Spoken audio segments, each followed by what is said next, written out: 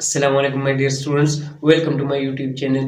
तो आज मैं आप लोगों के लिए एक नया टॉपिक लेकर आया हूँ जो कि हमारे साथ है energy stored in magnetic field. वैसे आप लोगों ने तो सुना होगा कि energy stored in electric field, जो कि आप लोगों ने क्या ये टॉपिक पढ़ा होगा शायद।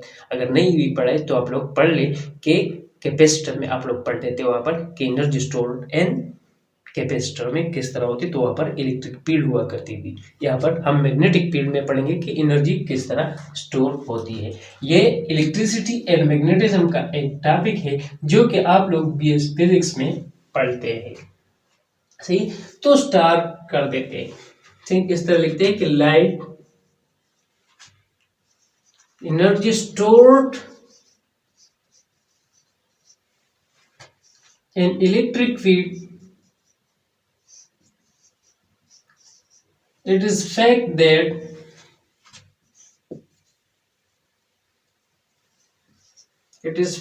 that energy is also stored in magnetic field। तो मैग्नेटिक फील्ड में क्या होती है, एनर्जी स्टोर्ड होती है। अब मैं एक डायग्राम ड्रा कर देता हूँ ताकि आप लोगों को डायग्राम से समझा सकूं कि इसमें क्या होगी, एनर्जी किस तरह।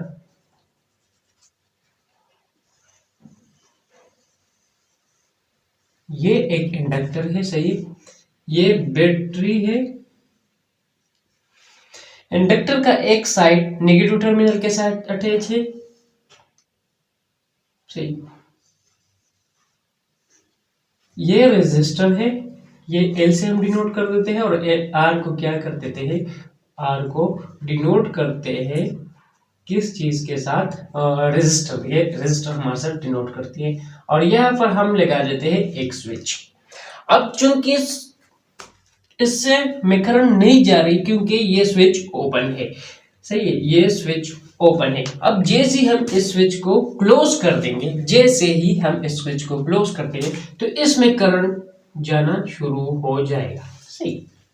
अब किरचॉफ वोल्टेज लॉ से आप लोगों को पता होगा, आप लोगों ने शायद पढ़ा होगा इसको, कि किरचॉफ वोल्टेज लॉ में आप लोग पढ़ते थे कि अगर हम लो पोटेंशियल से हाई पोटेंशियल पे जाएंगे तो हम ईएमएफ को क्या लिखेंगे, पॉजिटिव, सही। ये बात थी, वहां पर इसके लिए कंडीशन थी। दूसरी बात, ये रेजिस्टर के इस साइड पे आप लोगों ने पॉजिटिव लिखना है और इस साइड पे नेगेटिव। अब देखें ना, तो ये हाई पोटेंशियल से लो पोटेंशियल में जाएंगी तो ये इसमें जो ईएमएफ होगा वो आप लोग नेगेटिव लिखेंगे। और इस इंडक्टर को देखें, ये भी पॉजिटिव है, इसका ये साइड, और ये साइड क्या है, नेगेटिव। तो अब चूंकि फिर से आप लोग हाई पोटेंशियल से लो पोटेंशियल पे आ रहे हैं तो फिर इसमें जो ईएमएफ इसमें होगा वो क्या होगा, वो भी नेगेटिव होगा। तो किरचॉफ वोल्टेज लॉ हम इस तरह पढ़ते हैं कि टोटल जो इस सर्किट में जो वोल्टेज है वो क्या है, जीरो के बराबर है।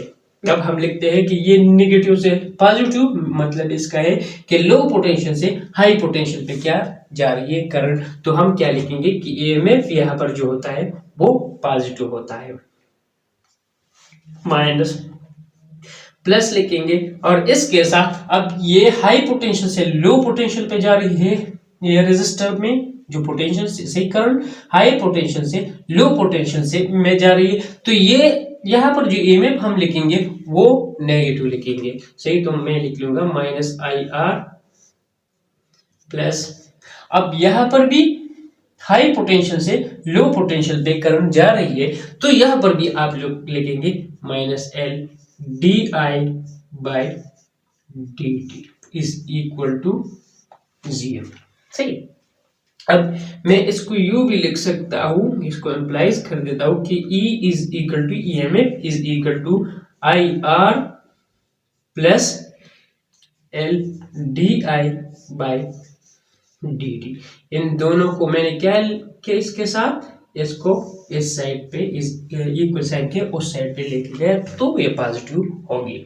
अब हम करते हैं दोनों के साइड के साथ आई को मल्टीप्लाई। तो अब जब इसके साथ में आई मल्टीप्लाई करूंगा तो ये कुछ इस तरह बन जाएगा, और ये आई स्क्वायर आर बन जाएगा, और ये L I D I by D T बन जाएगा।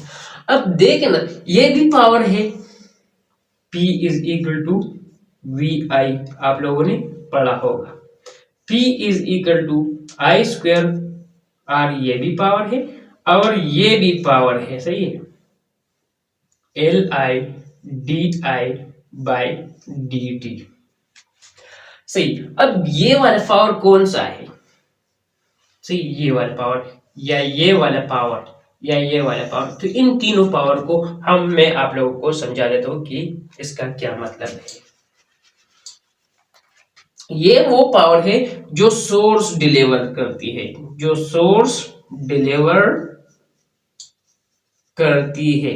ये वो पावर है जो रेजिस्टर डिसिपेट करती है, मतलब वहां पर डिसिपेट हो जाती है, सही, कंज्यूम हो जाती है। तो ये वो पावर है जो रेजिस्टर डिसिपेट करती है, और ये वो पावर है जो इंडक्टर में क्या होगी, स्टोर होगी, सही, power stored in inductor, stored in inductor, ठीक है। तो ये पावर हमारे साथ क्या हो गया, ये पावर हमारे साथ हो गया कि ये पावर इंडक्टर में क्या होगी, स्टोर होगी। अब हमारा काम, सारा काम नहीं ना, वो यहाँ पर है, सही, सारा काम हमारा यहाँ पर ही है, सही है। इसके साथ सारा काम है हमारा कि ये पावर जो इंडक्टर में स्टोर हो गई।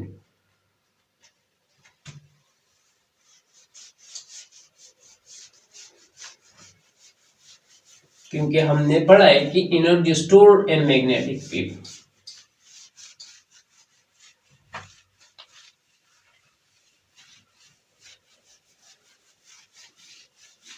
सही।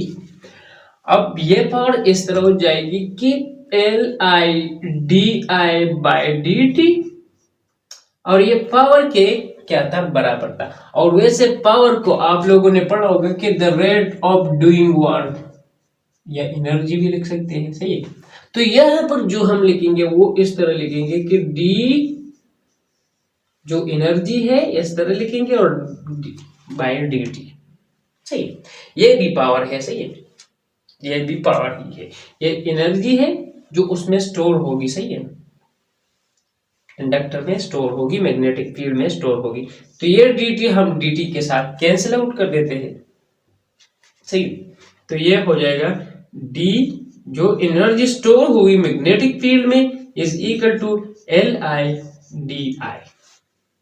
अब दोनों साइड का क्या लेते हैं, हम इंटीग्रेशन ले लेते हैं, तो ये इसके साथ कैंसिल आउट हो जाएगा। तो हम लिखेंगे कि जो एनर्जी स्टोर हुई मैग्नेटिक फील्ड में वो हम लिख लेंगे एल को, ये एल कांस्टेंट है तो इसको हम बाहर निकाल लेते हैं और आई पर इंटीग्रेशन ले लेते हैं, सही। तो ये हो जाएगा कुछ इस तरह कि ये वैसे इंटीग्रेशन का एक रूल है, सही, कि अगर हमने किसी चीज पर इंटीग्रेशन ले लिया तो क्या होगा, हम इसका स्क्वायर लेंगे, पावर के साथ 1 को प्लस कर देंगे और डिवाइड भी 1 प्लस 1 कर देंगे, वो जो पावर इसका आएगा उस पर डिवाइड ही करेंगे। तो ये इस तरह हो जाएगा कि आई स्क्वायर डिवाइड बाई 2, ठीक। तो जो एनर्जी मैग्नेटिक फील्ड में स्टोर हो गई वो इस तरह आ गई कि L I square 1/2 L I square. अब ये एनर्जी क्या होगी, ये एनर्जी जो यहाँ पर मैंने इंडक्टर को ड्रा किया था वहां पर स्टोर हो गई, सही। अब मैं इसे in term of magnetic field अगर लिखना चाहूँ कि मैग्नेटिक फील्ड, यहाँ पर तो मैग्नेटिक फील्ड नहीं दिख रही, सही है, उसे हमने यहाँ पर लाना है।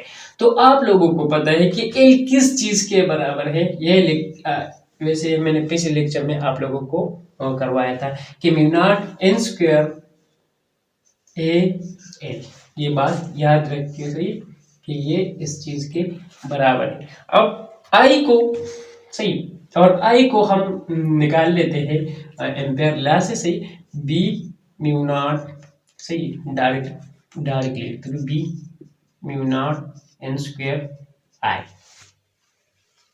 सही, बी इस चीज के बराबर है, वैसे पहला से निकल गया। अब दोनों वैल्यू को ले ले, एक इसको इक्वेशन 1 कह दे, इसको 2 कह दे और इसको ए कह दे, दोनों को ए में पुट कर दे, तो 1/2 यू भी अपनी जगह, एनर्जी स्टोर, और एल क्या चाहिए, A mu naught N square A L हो जाएगा, mu naught N square A L, और आई स्क्वायर है तो यहां से हम क्या निकाल लेते हैं, आई।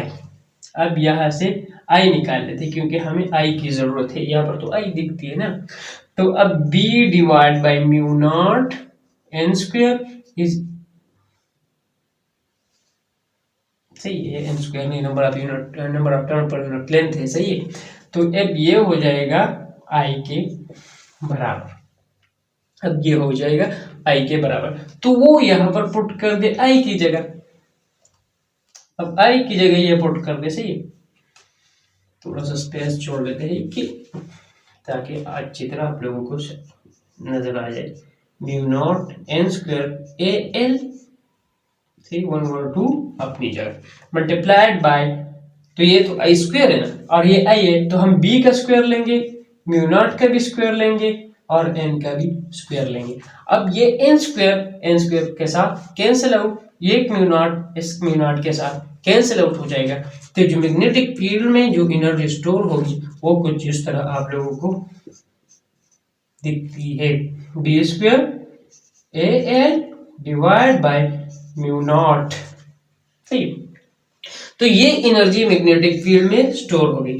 अब अगर एनर्जी डेंसिटी की बात करें तो वो हम लिखेंगे कि energy density per unit volume, volume में, पर यूनिट वॉल्यूम में कितनी एनर्जी स्टोर होती है, सही है। तो हम लिखेंगे B square A L mu naught, तो यहाँ पर भी वॉल्यूम लिखेंगे ना, और वॉल्यूम को तो हम एरिया मल्टीप्लाइड बाय लेंथ भी लिख सकते हैं, तो यहाँ पर हम कर देते हैं एरिया मल्टीप्लाइड बाय लेंथ।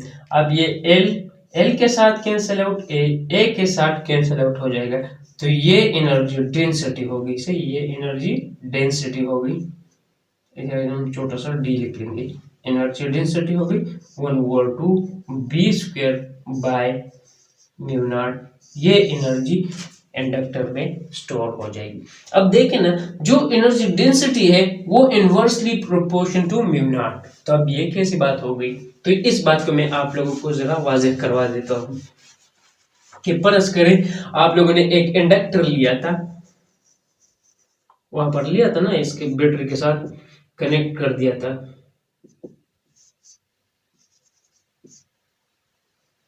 ये आर था, ये एल था, ये अब इसके साथ कनेक्ट है। अब सपोज करें आप लोगों ने इसमें आयरन क्या कर दिया, इसके अंदर रख दिया, तो ये मैग्नेटिक फील्ड तो इंटेंसिफाई हो जाएगा ना, ये तो इंटेंसिफाई हो जाएगा। अब जितने ही इंटेंसिफाई हो जाएगा तो इतनी एनर्जी इसको ज्यादा स्टोर करनी चाहिए थी, लेकिन यहाँ पर आप लोग देखें ना, बी का स्क्वायर है और ये म्यू नॉट पर स्क्वायर में है, तो इसका इफेक्ट बी का इफेक्ट नहीं, ये ज्यादा होगा, इसलिए ये म्यू नॉट की जगह बी स्क्वायर पर ज्यादा डिपेंड करती है।